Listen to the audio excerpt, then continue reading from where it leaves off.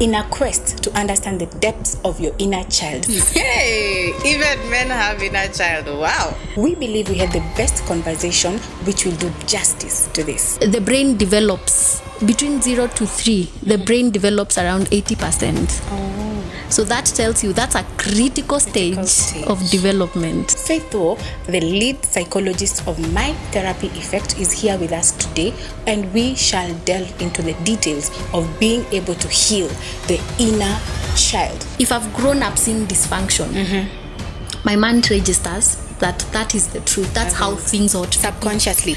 I am your host, Martha Mora, and this is Power Talk, where we have real, raw, and candid conversations. Karibu sana, Faith. You can say more about yourself. Thank you, Martha. Hello, everyone. My name is Faith Thuo. I am many things. I wear many hats. I am a psychologist by profession. Yeah. I am married to a one George Thuo and a mother of 2 children. Yes, I'm also a believer in the Lord. Love Jesus. This beautiful lady happens to be one of my good friends. We have been friends for quite a while, and I trust you me, we are going to have amazing conversations today. So we wanted to go straight into the discussion today. So from a clinical perspective, I want us to understand what is the inner child. You know, we hear inner child sana, tunasikianga, hey, the inner child. In fact, the child within the who, you know, we want to understand what is the inner child, because we have this world just bouncing everywhere in the air all the time. Okay. Yes. So inner child work, this is an area that I so passionately love. Everyone has an inner child. Yeah. Inner child is basically ourselves as children. Yeah. So as we grow, sometimes we can go through experiences that can wound us. Okay. And so we can get stuck in our development. Yeah. And that points to an inner child. We all have an inner child. Yeah. So, like, is it something that exists with you throughout, or what is it really? You know, I just want to understand. It is in me, so it is always there. It is, whether I grow old, whether I grow, it's with me throughout. Yes. So now this inner child, mimi bado ni kama siget. Ebu nieleze. Is it the areas that we have never been able to develop? Is it the areas that we need that massaging? Because again, we can't be this, you know, people who face the world every day but still don't have certain needs met. I just want to understand the aspect from our experiences in our lives. Yeah. Okay. So as I mentioned, we all have, whether you had a pretty good childhood or a wounded childhood, unstable childhood, every one of us has that, an inner child within themselves. That small Mora, that little girl within you that experiences life, even as you continue, as you continue to mature, they are still in existence. So they persist throughout the livelihood. So even men have inner child, because we just talk about women. Yes, even men. Yes. Hey, even men have inner child. Wow. So you guys, stop walking around here like you have everything all figured out. I mean, you have an inner child that needs some some pampering, some love, and all those things. So why is actually healing the inner child very important? Because we talk about this and we've mentioned what it is. Why do you think this is very important to us, especially as adults, and even with the experiences we are going to have? What and why do you think it's actually important? So healing the inner child is extremely important. Why? Because this is the person you are with all your life. So despite your experiences in childhood, they will still affect you even in your adulthood, whether you like it or not. So we can't ignore that inner child and say that it's been 40 years, it's been 30 years. It doesn't matter. It does matter. Because ideally, the brain develops between 0 to 3, the brain develops around 80%. So that tells you that's a critical stage of development. Okay, so we can even, a 0 to 3 child can have trauma. Yes. How? Yes. Hey. We are hearing of children being molested, abused, and sometimes not even abuse, but neglect. So it can be registered even to a 1-year-old. I thought when they start understanding things is when trauma now begins to register. Even an unborn child can be affected by trauma. As long as they have started breathing, they can be affected. Yeah. Okay, so this thing is that serious. So apart from now being able to heal the inner child, I want us to now talk about how does somebody go about it. Now, we know we are supposed to heal that part of our lives. How can I go about starting the journey of healing my inner child? Okay. So not everyone needs to heal the inner child, because some of us had the privilege of being in an healthy environment. Yeah. Oh, okay. So they never got stuck at some point. But is there anyone who had a perfect environment, really? Let me say, well, you could have had most granted to you, but do you feel like there's somebody who couldn't have anything they feel like they need to want work heal? on? Well, not necessarily like 100%. Okay. You know, of course, there are a few things here there, but the intensity or the severity of how much they are affected could be lesser than someone else who's had a very chaotic environment growing up. So because before you even go far, I think, how do you know then what are those signs that you actually, because if you're saying there are those who have had the privilege of being able to be raised in a good environment, then how do you first actually know I need healing, I need to work on my inner child? So first you need to identify what happened to me in my childhood. Ideally, we are talking about inner child work coming in as a point of healing. But where there is healing, there is hurt, there are wounds, there is pain. So you need to identify what was my pain, right? So for example, there's what we call advanced childhood experiences. Advanced childhood experiences are experiences that children 0-13 thereabout go through that can cause them to be hurt emotionally. So we are not talking about physical. It can be physical abuse that can also cause woundedness, right? But then there's the physical abuse, then there's emotional abuse. Then there's what we call household dysfunction. Household dysfunction, we are talking about things to do with addictions in family. Oh, I don't know, mom or dad was drunk, and that destabilized the environment for this child growing up, Or we are talking about a parent was in sale for long, or they struggled with chronic terminal illnesses. That meant they were not as present or did not provide for this child their needs as they ought to. Right? So what needs are we talking about? A child needs, of course, there's the physical, food, shelter, clothing, which is so basic. And coming from a traditional home, African families, the view is, see, bora, your food was catered for, you are clothed. All this, you have a shelter. What else? Nimelipa school fees, you know. Everything is fine. But then there's the aspect of emotional that's extremely critical for a child, that often than not might have been neglected. So this means this child, were they seen and heard growing up? Did they feel a sense of comfort when they expressed their discomfort or anything that's happening within them? Was it received with genuine care and compassion and love? So then that determines, are they able to develop that sense of, for example, emotional regulation? So we've said 80% of the brain will develop between 0 to 3. Part of the brains that are responsible for development at that time is the parts that are responsible for emotions. Again, the parts that is responsible for memory, and the other one for decision making. So such kind of systems, if trauma happens, then a child remains stuck.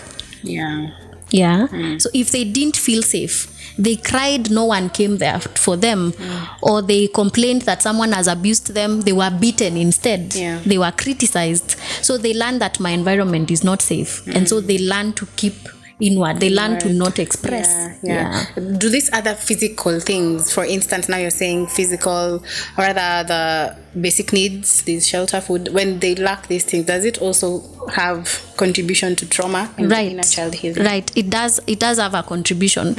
You remember the Maslow's hierarchy of needs, So at the very bottom is physiological needs, food, shelter, clothing. But as they continue higher, you find that there is now the need for safety and belonging. There is the need for love, all that.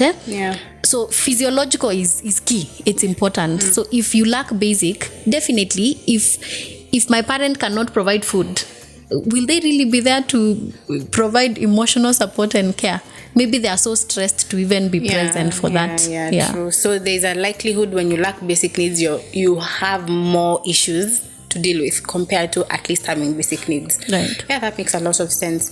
So now, what are those approaches that somebody should actually, and steps to take towards now? I have discovered this is one thing I lacked. These are areas that I have been harmed. Now, of course, niko na shida. My inner child is actually grieving, it's in pain. Now, what are those approaches that somebody can take and steps towards healing? Yes. So before they can even get to steps towards healing, there's need to understand, how do I manifest, like how do I present myself that would show that I'm wounded, right? Yeah, actually, I would really want to understand from, actually, you have had sessions with people. What are the basic, I would want to say, the most common things that make you point out trauma in someone? The same thing I think you're saying. Now, I want to say from those people who have actually now come out and even said, I think I need help. Now, what are the most basic things that you see commonly? So the first common presentation is emotional dysregulation. This means their reaction is very magnified. It's very exaggerated. So I just step on you and then I blow up. It's very disproportionate, right? It's not equivalent to the action that has been done. So probably they are reacting to something that happened to them in their childhood, right? So there's that dysregulation. Then there's a lot of self-sabotaging behaviors. For example, self-doubt. Where you're called upon to take an opportunity and you're like, no, I can't do that. Because there's that imposter syndrome. Imposter is normal, but there's the exaggerated one. Like you can't even do anything about it. You're constantly feeling not good enough, questioning your worth, questioning your value, and so you end up pulling off to certain platforms. Others could be unhealthy relationships, patterns of attracting unhealthy partners. So if you don't heal, you're likely to repeat the same patterns. Right. There's no way out. There's no way out. There's no way out. The only way out of trauma is through it. You have to acknowledge it, feel the pain, go through healing, then be able to heal from it. Because ideally what happens is that if I've grown up seeing dysfunction, my mind registers that is the truth. That's how things ought to subconsciously. Because I feel like there are times we actually say we are not going to repeat that pattern, but people end up in the same pattern. Now that is the thing, we are wondering, how do we break through that? Because you're like, I'm not gonna do this, but you end up doing this again. Yes. So you find whatever the brain registered, the repeated behaviors that happened to you in childhood, the brain acknowledges that as your truth. So you learn that chaos exists with love. And so for you, that's the norm. Norm is that, a relationship has to be extremely chaotic for there to be love. So we confuse that intensity with intimacy. And so you find unconsciously, as you said, there are those that you vow to yourself, I will never take alcohol. It's what has caused us to have a terrible family. But then you find yourself back to those cycles. So unless you are keen and intentional to break those cycles, they will follow. It's almost given. So guys, hey, this is that episode where you sit back and listen to the expert. I'm telling you, Hey, even me, I'm here asking myself, my inner child, where are you? We need to have a meeting, otherwise you have come this far. Ensure to like this page, definitely hit the red button and share for this information to get as many people as possible. So Faith, we can get now to the steps of healing, because now we have been able to understand the background of what your inner child is and all those pointers to what and how you can know you actually need healing. So now how can we start the healing journey? Yeah. So the healing journey, one, healing is very progressive. Okay. It's not like a button I'm switching and then all of a sudden there's light in my life. Yeah. It's progressive. Why? Because some of us are doing inner child work at 30s, at 40s. So imagine you've lived with all this dysfunction all your life. It's not something that's going to be a quick turn on very fast and I'm done, right? So one is to identify the severity, the intensity. How severe is it? How is it affecting your ability to function? So it's not just identifying that I have trauma. I have to know how far we have gone in this journey. Yes. Okay. And that can be told by your patterns. If you're, for example, in a dating space or era, and you realize you're really failing a lot on this thing, then it could be pointing that you need further work. So of course there's the basic self work that people engage in, and a lot of shadow work, maybe trying to read books to understand yourself, doing online studies and all that, which is important. But then you realize there are people that despite the self work, they are still struggling. Then at that point there's need now to incorporate someone else, a profession, to help you through the journey, to uncover, understand yourself in a better way, to understand why do I overfunction, why do I people please, why is it so difficult for me to say no, for example. Can you do that on your own? Can you really understand such depths of trauma really on your own without help? The very depth is difficult, because remember, this is all that you knew. Your mind registers as your coping, your survival mechanism.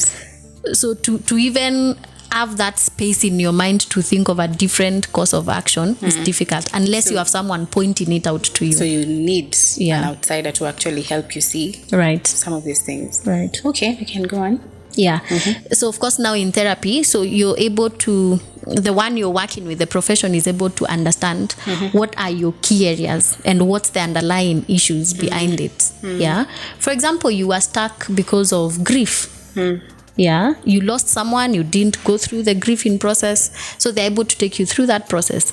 If the concern is maybe there was sexual abuse, then you're able to explore that, because you realize there are people who've gone through sexual abuse, for example, they've not dealt with it, and then way later in their marriage they are not able to be intimate with their partners, or they can't really, like it doesn't even show up immediately. It might just show up when the situation presents itself. You find them being very, for example, hypervigilant, like a slight touch they're just very cautious. So you wonder, Bona, you're so like, I thought we are trying to be intimate and all that, but kumbe they are responding to a trauma they had. So wow, hey you guys, me, I'm here, sijui tuanze session. Anyway, so I just want to understand, do people completely heal, or is it a lifelong journey to just walk in healing?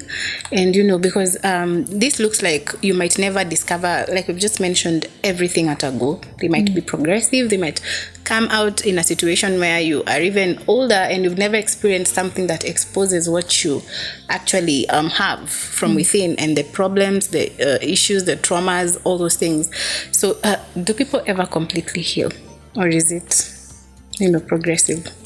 As I said, it's progressive, but you see, there's a level to which now you get to the sea level, right? So assume someone who's not gone through trauma, they are 1,000 meters below the sea level. So with work and help, you can get to somewhere that's stable. You can say I'm stable, right? So the rest of the thing is self-development, which is given to all of us. There's just that need to keep getting better at who we are generally. So how do you know you're actually healing? Now, is there a change in your behavior, in your response, in your responses, in your regulation and reactivity, all that. Yeah. So in this generation, what would you point out? Because this is basically a build up from the previous episode. What would you point out is the main cause of bringing trauma, or rather making things hard for children to grow healthy? The need for parents to be present and understand, be attuned to their children's emotional needs. It's simply that. I feel like the generation we are raising now is at least a better position. No. These things are being talked about more often than it was before. True. Our time, I mean, it was not what's a point that? of discussion. That was not a point of discussion. Ati mama umeniumiza or whatever. That was Nikuumize vizuri ndio uongee. Right? Or you go playing your heart and then you come and report umekanyangwa sijui umeumizwa and you're beaten, like ulikuwa unafanya nini huko ukiumizwa.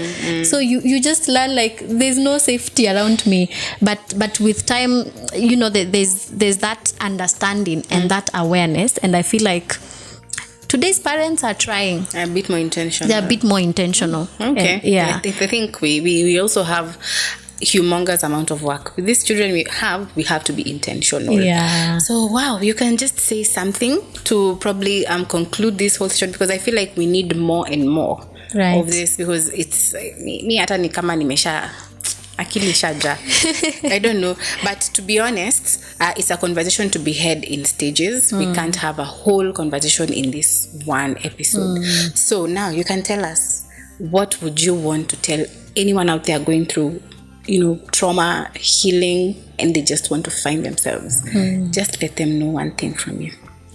What I would say is that if you've gone through trauma, you have been wired and programmed to care for other people, to look out for other people, to care about what does so and so think, what do they, but now it's time to choose yourself. Of course, we can't keep blaming our past, but we have to learn that it's our responsibility to heal. Otherwise, we will keep passing that on and on to the next generation. So healing yourself is the best gift that you can give your future generations. Yeah. Wow. And with that, I have this book. In the course of my practice, I've realized we have so many adults that are wounded. People are performing so well, in high positions in the career world, but then their hearts, they are wounded emotionally, especially. So you find despite your IQ, you having a low EQ really causes you to get stuck. So I thought, why not get something that would help our children as they grow, instead of having to do every time curative measures. So being able to get into spaces where we can speak to teenagers, we can speak to children as they start to learn themselves. They understand some of these things. They understand that even if you've gone through hurt, you can heal, you can begin the journey early. And so I have this journal that I just it's in the process of production. It's an amazing book that you can get for your children, your teenagers, so that they are able to heal their childhood. They are able to be regulated. So I will leave my contacts. You can reach out and get them. It's a series of 3 books. Ideally, this is a combination of the 3. But wow, it's amazing. It's amazing. You guys, I'm already excited. This one lazima tunai-launch hapa. We must launch it, but of course, can they start pre-ordering? Sure. You make sure you do pre-order. We will, of course, attach the details on how to pre-order. Otherwise, thank you so much, Faith. Thank you. It has been a healing conversation. Thank you. Pleasure. I loved it, and I hope to see you here again. We need to have more of this. And of course, guys, this is a very intentional episode where you need to self-reflect and ask yourself questions and ask again, do I want to go through this journey and be able to become a better human being and experience life in a better way? Otherwise, this is Power Talk. Of course, you are required to definitely hit the right button, and as you have enjoyed this content to the end, share. Real, raw, and candid it is. Otherwise, ciao.